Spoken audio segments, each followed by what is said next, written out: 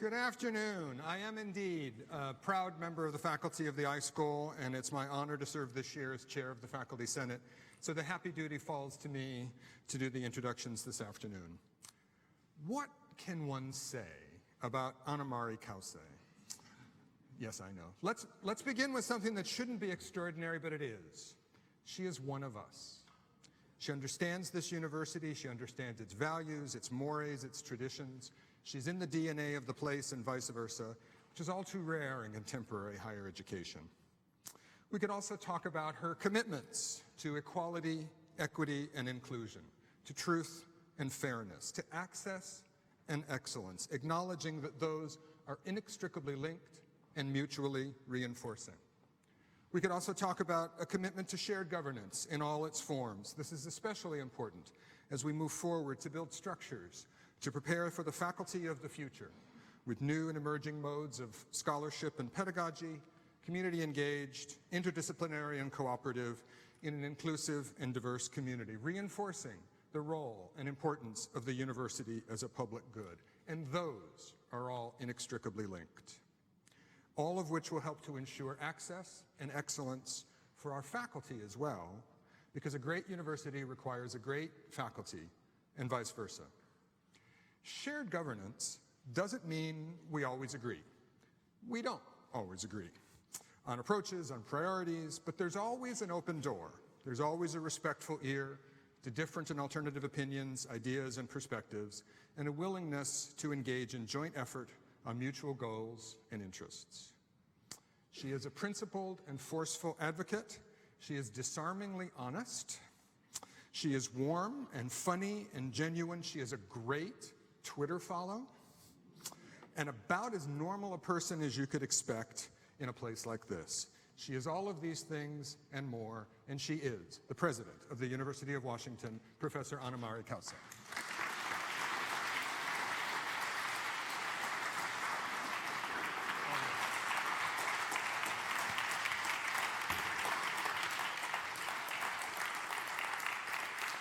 Thank you so much, Joe. It's actually kind of fun to be called normal, because some of you know I taught abnormal psychology for a lot of years, and the one thing about that is when you teach it, you're walking across campus and people point at you and say, "There goes my abnormal psychology professor."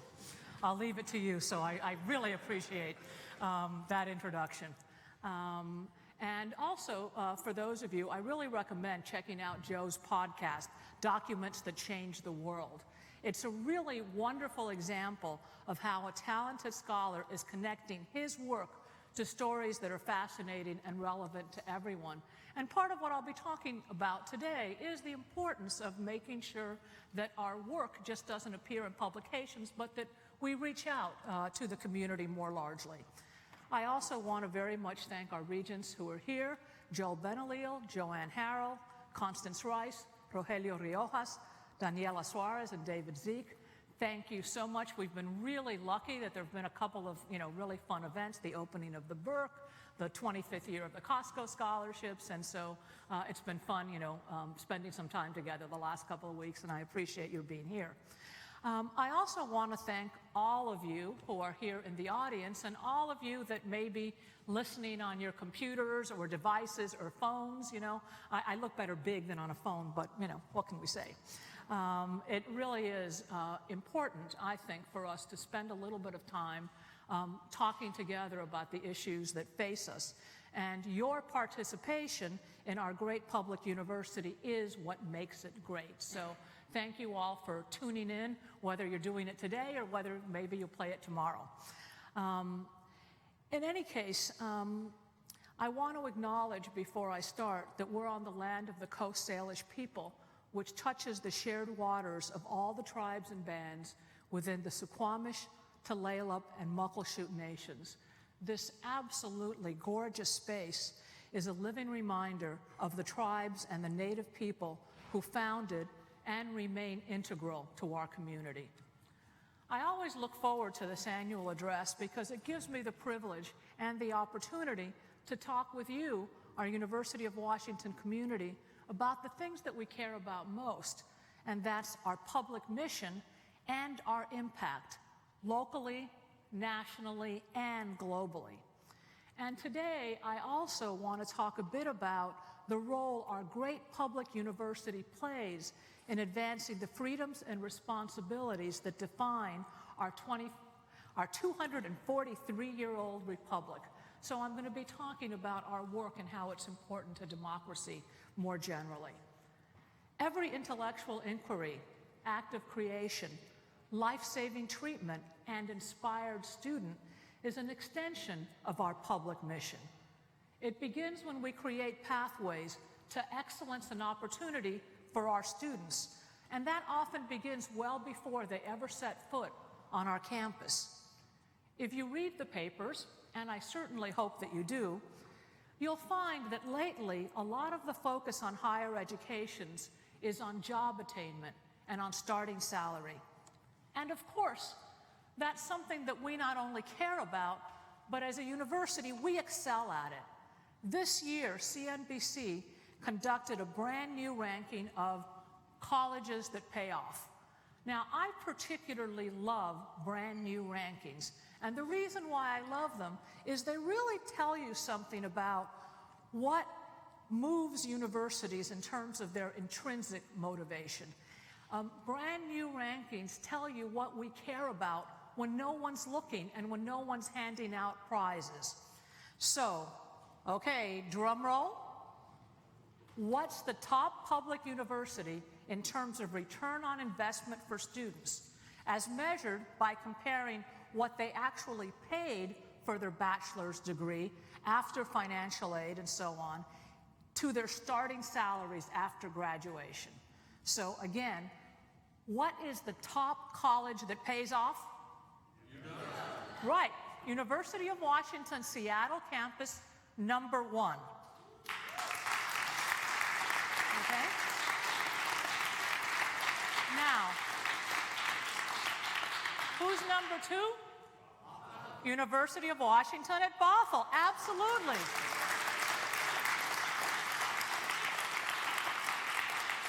And that means that both Seattle and Bothell are ahead of University of Michigan and Georgia Tech. How about that? Not bad.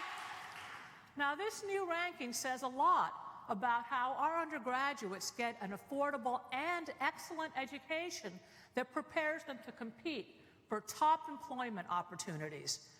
And through the individual success of our graduates, we build the workforce that our state needs the most. And that's really key, because so many of our students, whether they're undergrads, grads, or professional students, wherever they started out from, whether they were in-state students or came from other states or from across the world, a very large number of them stay right here in the state of Washington after they graduate, building the workforce that we need right here in our state. But as proud as I am, and I'm really proud that we're preparing students for good jobs that support our workforce, but the value of a University of Washington education isn't measured solely or even primarily by our students' starting salaries, although I know that you care about that, and we care about that too. It makes for good donors later, so definitely a plus. But it's really about our graduates' abilities to pursue careers that they find meaningful, using and developing their talents and passions in service to a greater good and to a higher purpose. It's also in their contributions as engaged community members who bring critical analysis to the important decisions that they make throughout their personal, professional, and their civic lives. As my mentor's mentor, W.E.B. Du Bois, who was the first African American to earn a doctorate at Harvard and was one of the founders of the NAACP, stated so aptly, our goal must be to provide our students with an education that will prepare them to not only earn a living, but to earn a life. A wonderful example of this is Tammy Teal. She's a recent graduate in civil engineering, and she's the daughter of a Cambodian refugee, and she is the first person in her family to go to college. She enrolled at the UW through the engineering red shirt program, STARS. It's really a fabulous program. And today, she's a transportation engineer working right here in Washington to improve our state's infrastructure. Tammy's success story is above all about her and about her success. But it's also her family story. It's the UW story, and it's the state of Washington story. And just as Tammy is beginning to make her mark on the world, she's at the very beginning. Just last week, in this very same space, we celebrated the life and mourned the loss of Marvin Oliver. He was also an alumnus, and later he was a faculty member here. And he made a huge impact with his life and with his work. Marvin changed the way the world sees Native American art and culture through his artistry, through his mentorship, through his teaching. We miss him a lot, but we're proud to have played a part in the change that he created. All around us are alumni and students making an impact, and many of them faced significant hurdles in the process. They faced hurdles as students, and they faced hurdles later on in their life. In fact, 34%, for those of you that aren't quick at math, that's over a third of our undergraduates. Okay, so over a third of our undergraduates are the first in their families to earn a bachelor's degree. And with their degrees, they not only change the trajectory of their lives, but that of younger siblings and cousins, their own children and grandchildren. Again, over a third of our students are the first in their families to ever go to college. In addition, there have been more than 40,000 students who've been able to afford a UW degree because of the Husky Promise, which ensures that the cost of tuition won't be a barrier for Washington State undergraduates of modest means.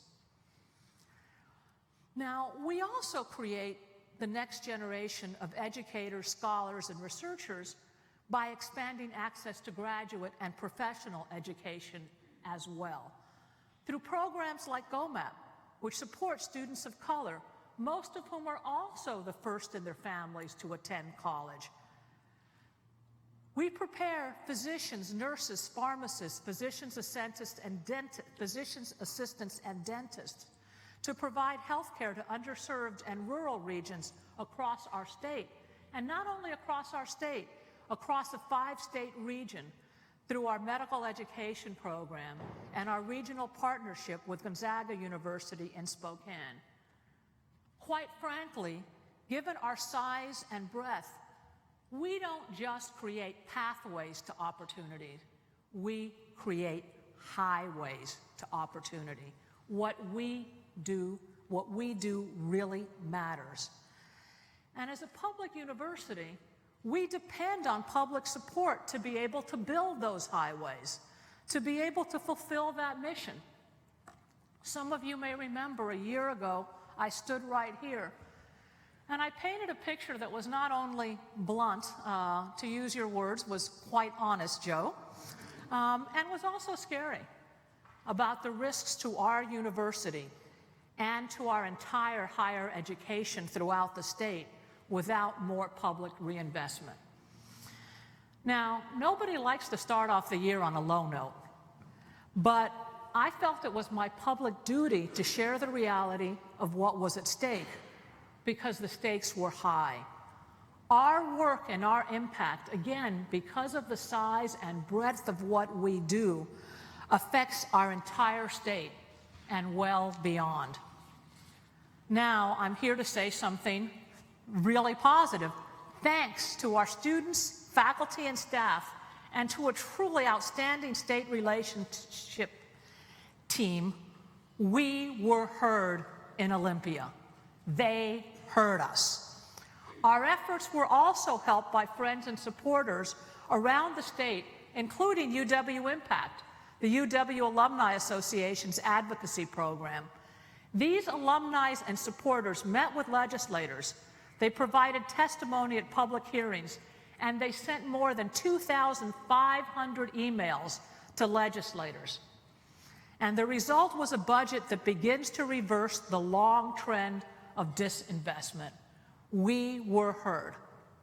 Now, make no mistake, we still run very lean, and there's more progress to make. But as the saying goes, when you're in a hole, the first step is to stop digging. And the digging has stopped. Thank you. Thank you to all of you.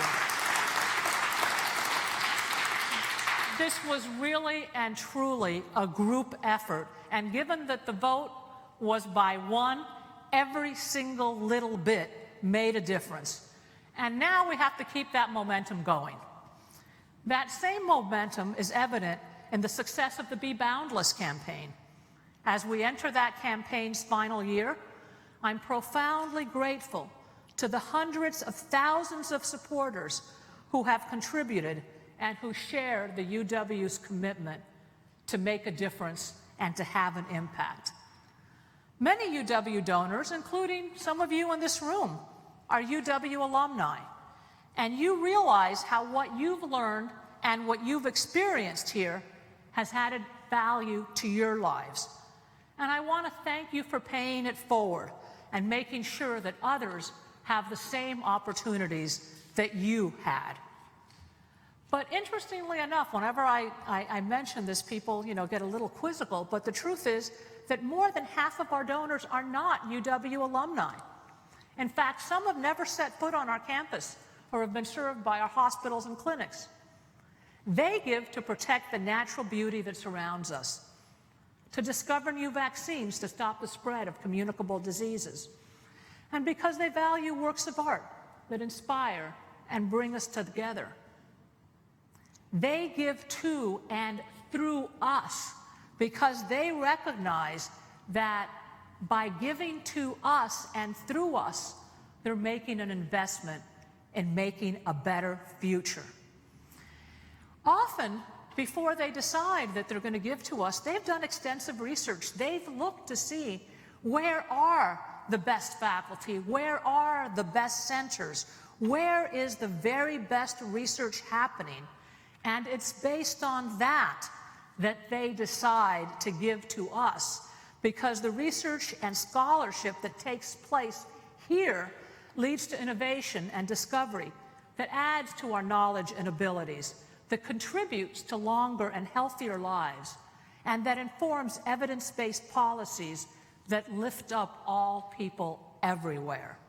And we are so proud, and we will make good on the investments of our alumni and our non-alumni, both. Some examples. The Clean Energy Institute researchers have found a new kind of semiconductor that could be the key to transforming brittle and bulky solar panels into paper-thin film that could be applied virtually anywhere.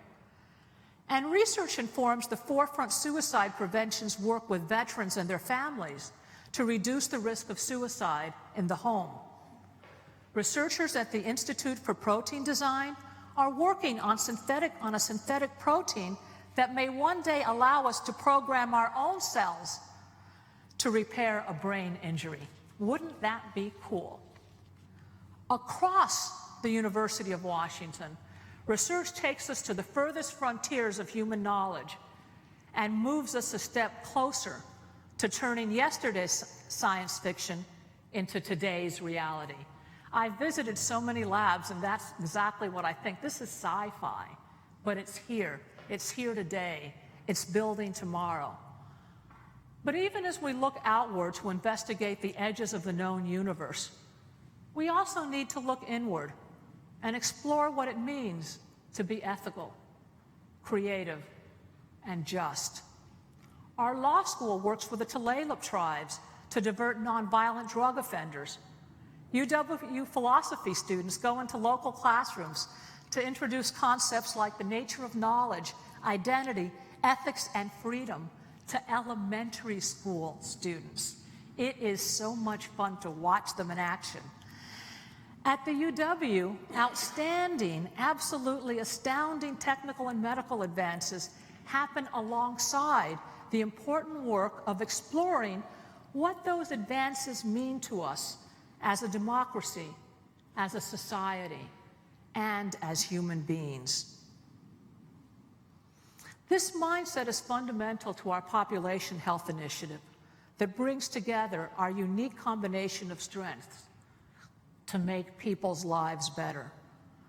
Our hospitals and clinics see almost 2 million patients a year, providing the preventive care that stops a problem before it starts, and performing life-saving procedures that were unimaginable a decade ago. UW data scientists are uncovering the conditions that cause persistent health disparities, and graduates in our schools of social work across our 3 campuses are working in schools and clinics across our state to ensure that people facing those disparities don't fall through the cracks. As we prepare to open the Hans Rosling Center for Population Health next fall, the initiative will remain a major institutional focus because a healthy population is essential to a strong democracy, and vice versa. Just like education, though, health is a broad concept. It's more than blood pressure and cholesterol levels, although I do check mine regularly, and I hope you do too.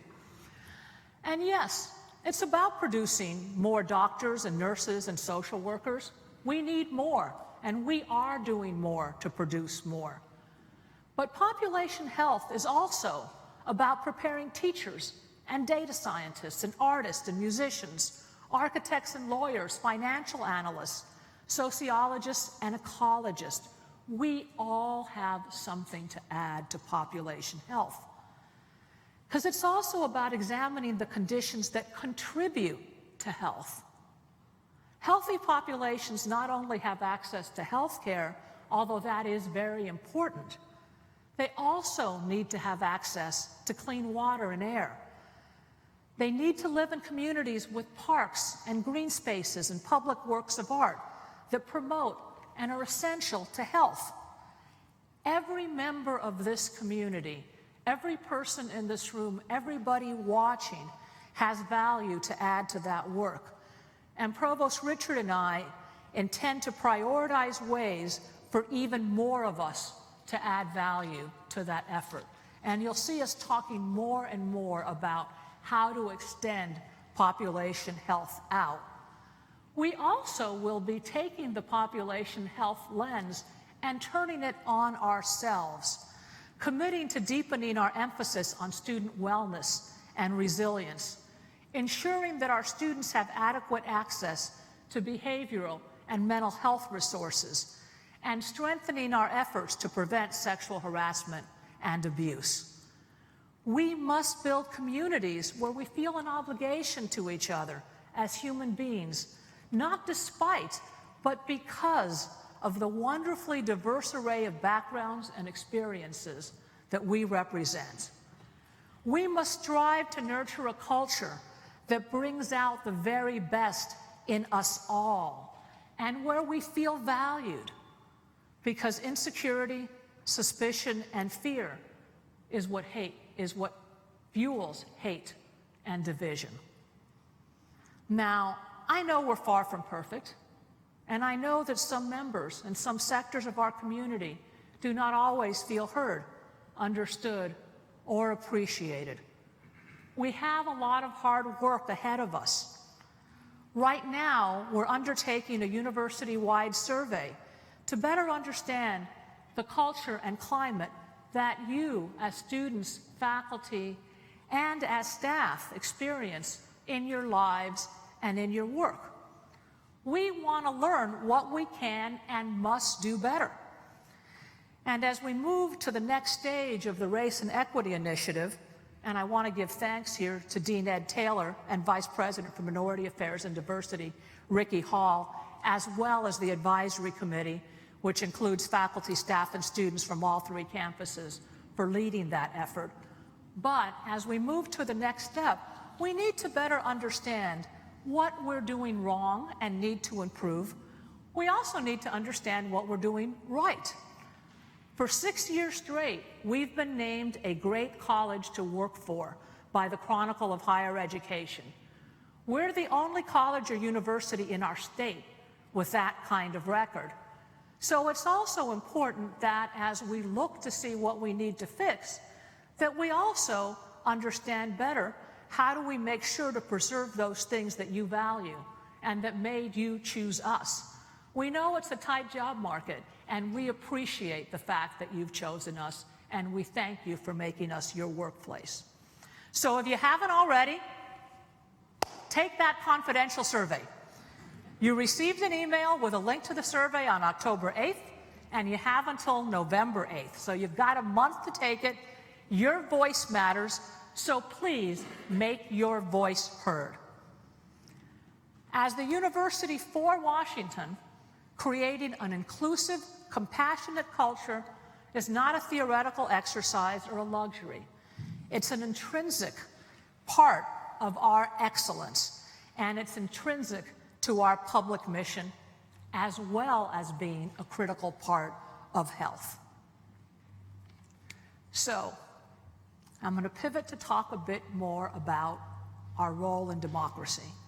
Right now, we're in the home stretch in an array of local elections, and if you can vote, please vote. It's important. Exercise your right. Primary season is also heating up as we enter a presidential election year. As a center of learning, we honor our mission of public service when we work to advance the democratic values that animate our most fundamental and cherished rights. So this is an especially fitting time for us to consider how our work serves to uphold a democracy. Now, this isn't a question of partisan politics, but of the ways in which our work helps to build and preserve a free, open, and democratic society, a society governed by rule of law, in which our goal is to see justice applied equitably and mercifully, where ideas can be expressed freely and disagreements can be discussed openly, yes, at times passionately, even sometimes acrimoniously, but debated with words, not fists, stick, stones, or worse. Much of the DNA of America's public universities originated in the 1862 Moral Land Grant Colleges Act, which was signed into law by Abraham Lincoln. The act allotted more than 17 million acres to institutions of higher education. Republican Congressman Justice Smith Morrell, who sponsored the bill, he envisioned that these new public colleges would be an antidote to the elite private universities that served only the sons of privilege. Now, although the UW was founded just before the Morrill Act, with WSU following as the more direct beneficiary, both of us are heirs to this vision that continues to resonate. In 1938, President Franklin Delano Roosevelt asserted that, and I quote, "Democracy cannot succeed unless those who express their choices are prepared to choose wisely. The real safeguard, therefore, is education." End quote. I love that. The real safeguard, therefore, is education. Over the course of the 20th century, our government wisely invested in making sure that the doors to higher education continued to swing open. Legislation from the GI Bill to the Education Amendments Act of 1972 all kept ensuring that college would not be reserved for only an elite few. Colleges and universities became increasingly open and affordable to all in our country, and they were widely understood to be a public trust, essential to the public interest, and therefore worthy of public investment. During his visit to our campus 58 years ago, President John F. Kennedy noted, "We shall need all the calm and thoughtful citizens that this great university can produce, all the light that they can shed, all the wisdom that they can bring to bear." Notice, he didn't just say the top 5 or 10%. He didn't say those who could afford it. He said all. At the University of Washington, we honor this vision by enlarging and expanding the educated middle class. In this way, we combat what's sometimes called the barbell effect, that's pushing wealth to one end of the spectrum as more people slide into poverty at the other end. There's ample evidence that a strong middle class drives a healthy economy and leads to political stability. And that is especially important right now when we're seeing violent extremism on the rise in the US. And the ubiquitous presence of social media in our lives is making it easier and easier for sometimes very small fringe groups to have an outsized impact.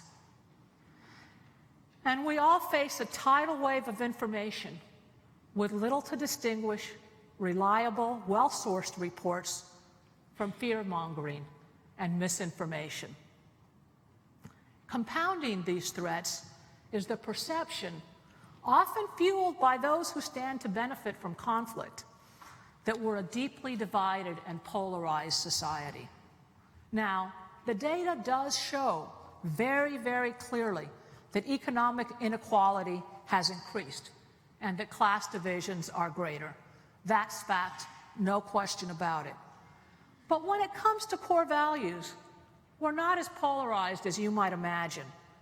We're united in strong support for the foundations of our democracy, like free and fair elections, maintaining a system of checks and balances, the right to nonviolent protest, and the freedom to elect and criticize our political leaders. Tending democracy is everyone's jobs, but universities like ours play a very unique role in this very important work. Each year, we unleash thousands of educated people upon the world, prepared, in Roosevelt's words, to choose wisely. In a country where we live in neighborhoods that have become increasingly segregated by income and race, our classrooms and campuses are often the most diverse setting our students have ever experienced. Here, in our classrooms, on our campuses, diverse voices, disparate voices, competing agendas must devise ways to coexist and get things done. We cultivate leaders as students often get their very first real taste of how to build consensus, consider an argument, or stand up for a principle here on our campuses. This learning that's so critical for the whole rest of your life takes place not only in classrooms, although it does take place in classrooms, but in student organizations and clubs, in student government, in Greek life, in business and nonprofit internships and externships, in choruses and theater groups, on the sports field, and in study abroad and alternative spring breaks. At the University of Washington, every student, from computer science to music, benefits from a liberal arts foundation to their education.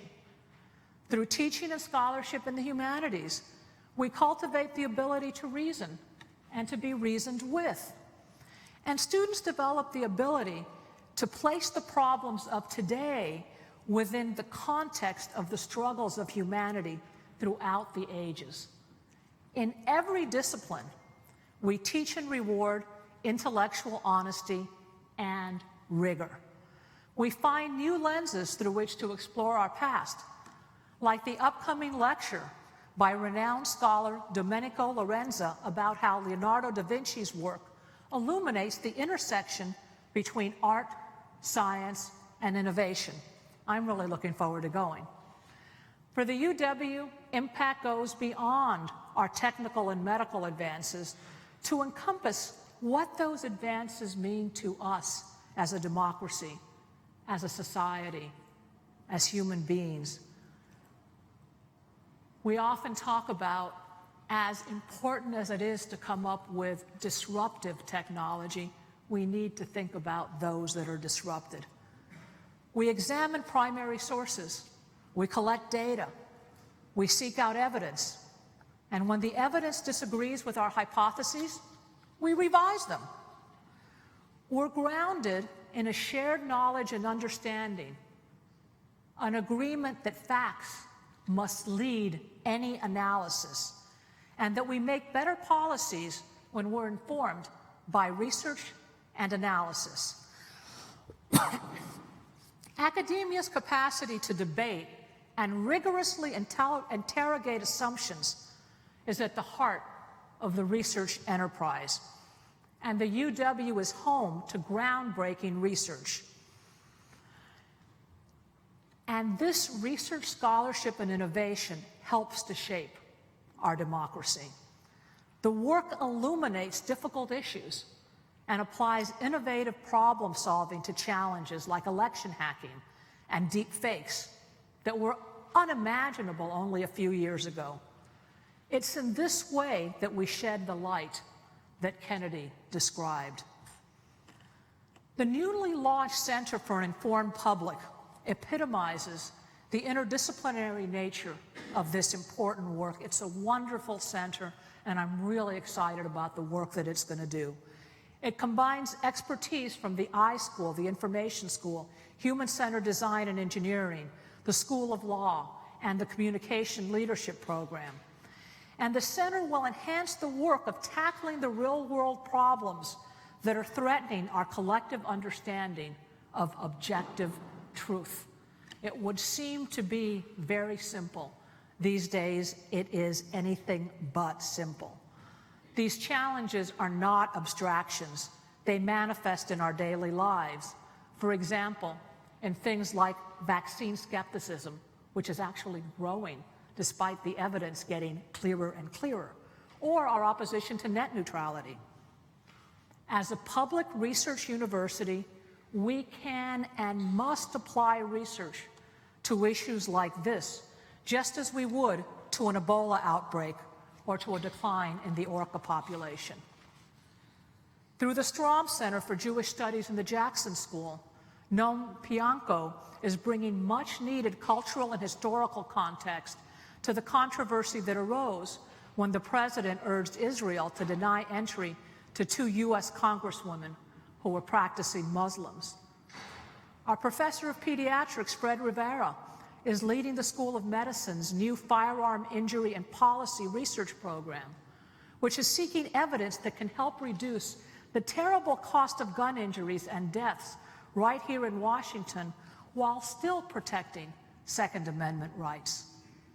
And at UW-Tacoma, researchers Martín de Kock and Anderson Nascimento have developed a patented technology which uses machine learning to preserve privacy and healthcare data that a Seattle startup is already using. Or there's the fabulous work of the Center for Human Rights. They've been examining the implication of ICE Air's operations nationally, as well as right here in our own state.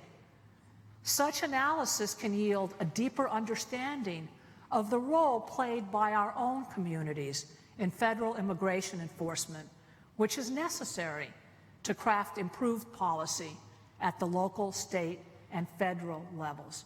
Again, our research is very broad. The work of these and countless other individual scholars and centers of research are essential to examining the systems, laws, and traditions that form our democratic society. And their work is only possible in a society and in a university that permits and values free and unfettered inquiry. We must have the right to explore any and every issues. Sometimes this work will reveal where our systems and practices are failing us, falling behind the times. or may be founded on a faulty premise. But it's essential to point out problems when they exist, because it's only when we can understand them that we can then change things and find out where we must do better. As a public university, we also serve as conveners and leaders on issues of public interest, especially on those that demand difficult, hard-hitting conversations that have no easy answers. The ability to engage in these tough conversations is important to democracy, because without them, we deprive ourselves of peaceful paths to change. Next month, we will host such a conversation when the National Academies of Sciences, Engineering, and Medicine's Collaborative on Sexual Harassment will meet right here on our campus. And in February, we'll join Seattle in hosting the American Association for the Advancement of Science's annual meeting. This is one of the world's largest scientific gatherings, advancing science and free-flowing exchange of ideas that benefit all people. We are a campus that can bring people together, that can have difficult conversations, not just amongst ourselves, but with members of the larger community. Our ability to bring people together for well-informed conversations about everything from immigration to gun violence to the ethics surrounding technologies like blockchain and machine learning is one of our great strengths. These collaborations and discussions are key to the process by which good ideas rise to the top and bad ideas are filtered out. It's not a flawless process, and it's not especially speedy either, but it's foundational to a free and open society. I'm not the first one who said that democracy is messy. It is. Sometimes we stumble. Sometimes we take a step or two, maybe even three, backwards. Yet, the story of humanity remains one of progress. And universities like ours are critical to creating the conditions that fuel that progress. Every member of our extended UW community can participate in tending to our democracy, helping to repair damage when we find it, and strengthening its pillars through our civic engagement. The author Margaret Atwood, speaking at her own alma mater, described democracy as being like a muscle or brain. Use it or lose it. As students, educators, innovators, and explorers, we invigorate our democracy when we work to build a more just, free, and open society. We face great challenges. I won't pretend that we don't. And these challenges demand not only our time and our effort, they also demand our optimism and our talent for collaboration. I invite us all to ask ourselves, what part can we play? What part can you play in tending to our democracy? And to imagining how this great public university can lift up everyone it touches. Dream wildly about how each of us as individuals and as a community can contribute to that uplift. Thank you, and I look forward to your questions.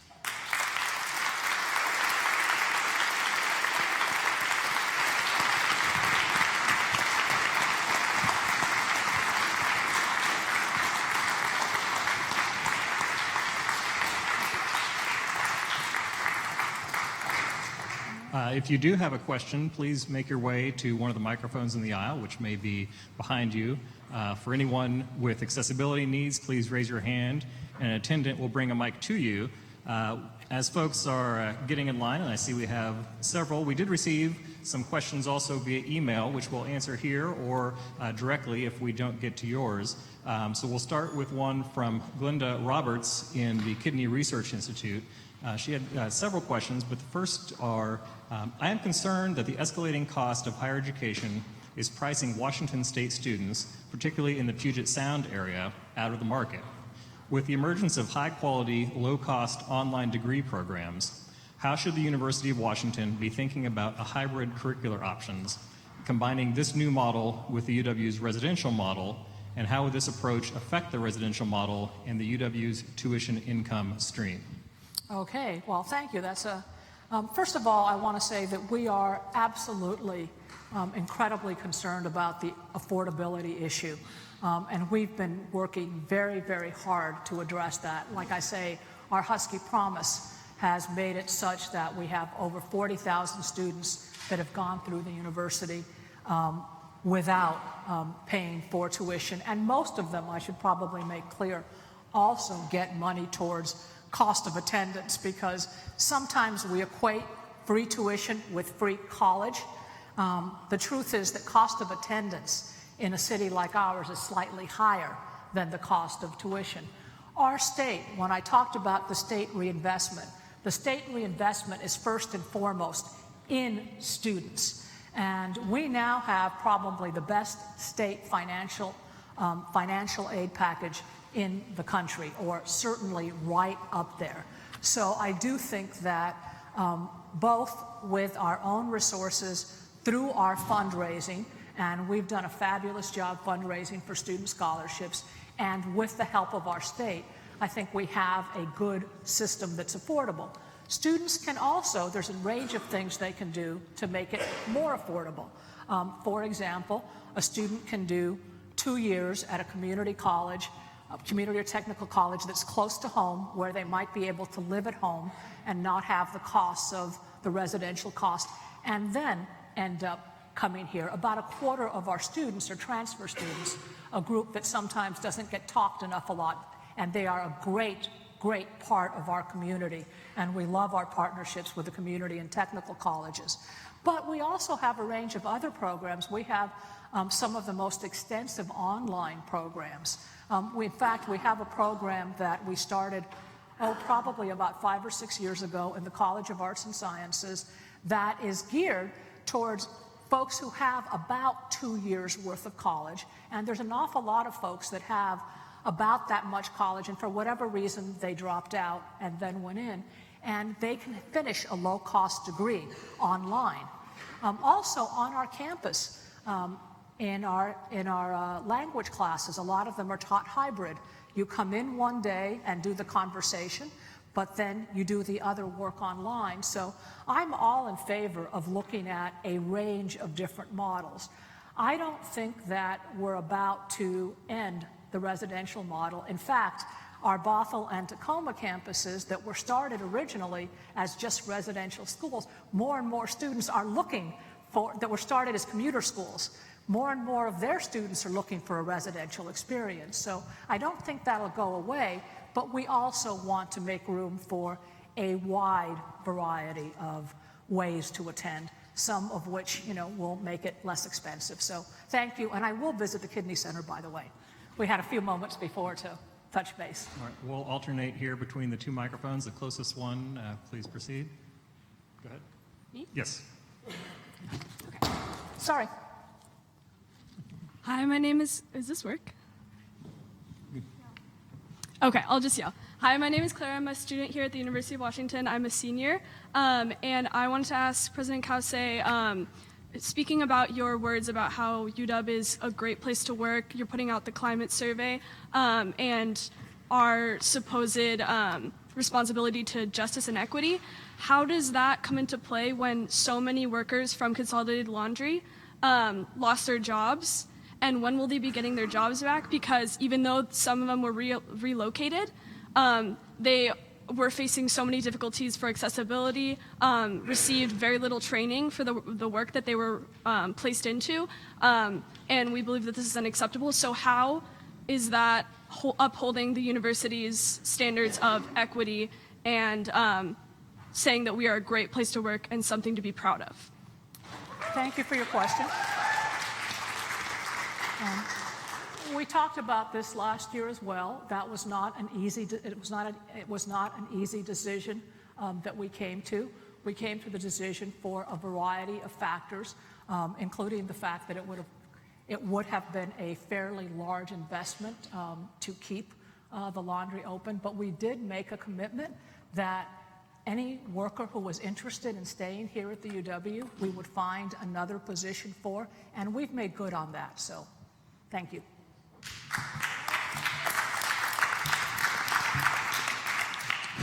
Is this one on? Yes. My name is Paula Wakazik. I'm actually a plumber here on main campus. I'm also the president of Local 1488, which represents a lot of classified employees here. I've got a follow-up question to the laundry. Sure. When the laundry got closed down and people got laid off, we met with Margaret Shepard and Mindy Kornberg and to make sure that people got placed here if they wanted to. Well, it turns out there's a lot of people who just passed their 5 or 5.5 month probation and they're suddenly getting laid off. And, you know, we're just wondering how many other people are going to be in that position. I think the university, if most of these people had worked for 20 or 25 years at the laundry, and if they weren't good workers, they couldn't have been there for 25 or 30 years. I'd like to ask that you meet with the one union and these workers to try to find out why these people aren't getting placed again, why they were laid off suddenly after only 5 months. I am more than happy to look into that. No question. This is the first I've heard of it, so I will look into it, and we'll sit down and have a conversation. Okay. Thank you. Can't wait. We'll go to a question, another one. This was from AJ Blatico. He is a second-year PhD student in learning science and human development from New Orleans, he says, or they say, excuse me. What long-term plans does the University of Washington have to continue to attract and fund out-of-state and international students to its graduate programs? Tuition for these students is more than the in-state students' tuition, and there are limited graduate student assistantships each quarter or academic year. Okay, well, thank you. Look, graduate students are what makes a research university a research university. And there's no question that the investment amongst our faculty to make sure that we attract the very top graduate students, whether they're in-state or out of state, is incredibly high. Having the best graduate students makes all the difference in the world in terms of being able to do your work. So there's no question that there's a strong commitment to do that. And we do recruit.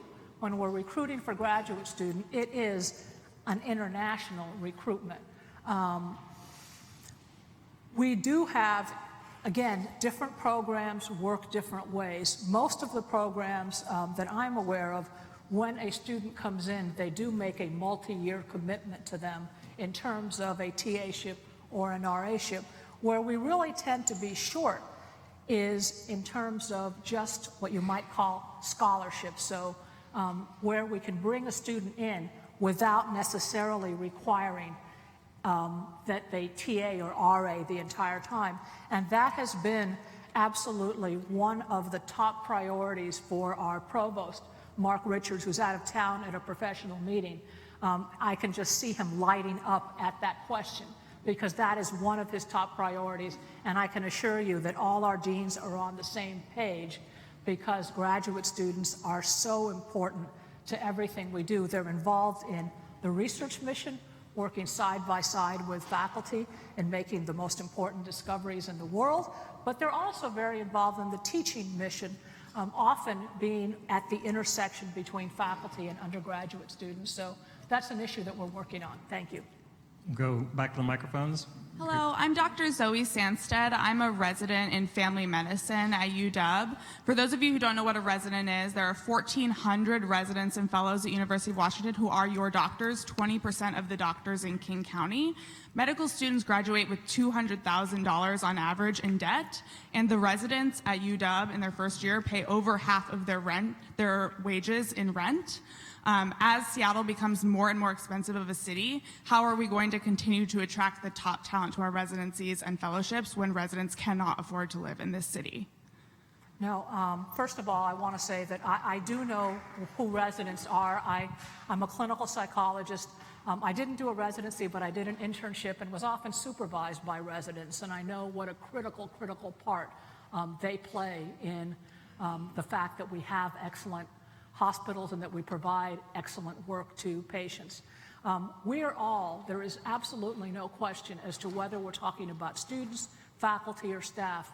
We're all dealing with a situation where the cost of living has gone up very, very rapidly.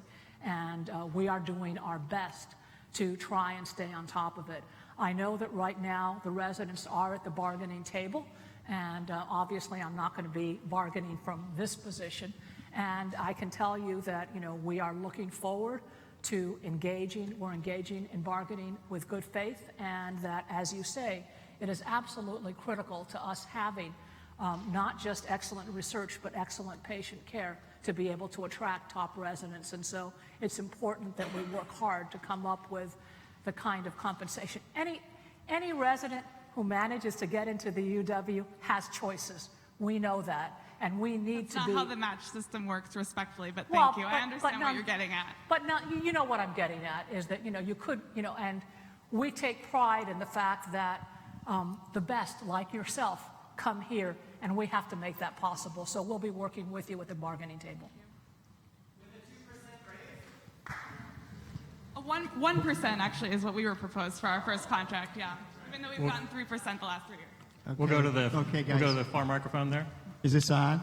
It is. I have to follow up to that because I did my internship and residency back in New York, and at that time we didn't get paid other than just our residency for the internship. So just a comment on that, how things are changing. This question, though, is on two things. One, green space on campus, and the second is on trade, vocational training versus the academy. So the first, very quickly, especially in light of the IPCC reports and everything that's happening and that we're all growing, it seems really paramount that we keep every chance we can to reforest this place. And the Burke, I think, has some work to do because I think we really need to work on reforesting that section. And that I don't understand why only the Packard building is the only building on campus that has plantings on their roof. It looked like the Burke could have been very amenable to some plantings. And also it was disappointing to see how that building was pushed so close to the street, why we couldn't have had a much bigger green barrier there. So that's just one thing, is wherever we're putting in all our extra buildings, please let's not have the trees be the sacrifice that suffers the most every time we do it. So the second, though, is on the trades and why we don't move more towards vocational trade school access on our beautiful campuses. Why do the trades, why do the vocations have to be off somewhere else? It's a big part of the division in this country is between the academy and the trades. Okay, let me get to the first question first. I can assure you that we care very, very much about our green spaces. In fact, I'm a psychology faculty member, and I can still remember that our building is about half the size we wanted it to be in order to maintain a tree. So I can assure you that when our architects are laying out our buildings, et cetera, we do everything we can to maintain trees. We can always argue about different kinds of designs. I actually think the Burke is beautiful. When I first saw it on paper, I was a little concerned that it may be like a barrier, big wall between our university and the community, but with the big open windows, et cetera, I think it really draws people in, and I think it's a beautiful, beautiful building. We will continue to do building on this campus. We need to be able to serve our community and serve our students, but we are always very mindful about green space, and I think when you compare us to some other universities, there's quite a bit of it. We also, for example, we just have a new pocket park that went where the old police station was, and whenever we do have the opportunity to set aside green spaces, we do. So we 100% agree with you on the importance. In terms of trade, we are as a university, our mission, and that comes from Olympia, et cetera, is to graduate bachelor's degrees and professional and PhD degrees, we aren't a trade school. That does not mean in any way, shape, or form that we can't work closely with the trades. As you know, part of what we're all talking about, and at this point the plans aren't fully in place, but there is a lot of talk about trying to build some partnerships so that there is a more seamless in and out between trades and the university. Also, quite frankly, within our university and within our bachelor's programs, we are doing more to place students in internships and externships so that they're getting real hands-on experience. So I'm all in favor of there being more fluidity between the trades and traditional higher education, and am always open to avenues that will allow that to happen. So thank you. All right, we'll go ahead and there is a reception afterwards. President Cauce will be there. We'll take one. Did you have a question? You can go first. Okay. I can go after. All right. Well, this is. We'll make one last one from each. So the far one here, and then. Okay. My name is Salvador Castillo. I'm the Vice President of Local 1488, and I want to add a little bit more what Paula Cauce say. Those employees who got laid off in the laundry, 125 families with no job, they're loyal to this university for 25, 30 years. And I can understand why the university now have a little bit of flexibility, can divide those people like Tacoma, Harborview, University of Washington, Bato, and rehire those employees. I got the opportunity to talk to one of the managers, and he said, well, they need to reapply for the position. I say, how? When they've been working for 25, 30 years right here, with seniority, and I can understand that. And one of the things, one of the prestigious university, why they not have a flexibility for the employees? Like every year we got housekeeping. They say, how much they care for faculty, students, and employees. I don't see that when something like this happen, leave 125 families in the street, because a lot of those people not got jobs right now. Okay. So, thank you. Well, I wasn't able to hear everything that you said, but I caught pieces of it. And like I say, we cannot do the work that we do without the staff that supports that work. So first of all, I want to thank you all for taking the time to come here and to speak with me, even if you didn't get a chance to ask questions. I will be at the reception and happy to talk to you all. This is part of what a democracy is about, being able to come here and express your viewpoints. So first of all, I want to thank you all for taking the time to be here. I appreciate it. I did hear some about the need for more flexibility, and I do think that in many cases, part of our competitive strategy in terms of hiring is that we can offer workers some more flexibility than other places, but I'd need to hear the specifics of what you're talking about to respond more directly. But again, thank you for being here, and thank you for expressing your opinion. Could we get a commitment of when you're going to meet with us, this whole group? I will meet with you. We will find a time. Okay, so who do I call and contact? President@uw.edu. Okay. Well, we got one last. Go ahead. Is this working? Oh, it's working now. Okay, cool. So I came up here from Tacoma. I'm a student at University of Washington, Tacoma. And obviously I came in support of the workers here at UW. And I work for Kroger. And in 2001, the store moved from the city of Lakewood to the city of University Place. And what they did is while those people were on their probation periods, they began laying people off and firing people. And to be honest, it's disgusting that this took place at this university, and I find it shameful that we can say that this is a diverse and inclusive campus while laying people off when they need their jobs. So my question to you is, there was no mention of labor or worker rights within your speech. So can you elaborate on what you want on worker rights and labor rights within our diverse and inclusive campus here at University of Washington? Thank you. And I'm going to First of school all- to be a teacher.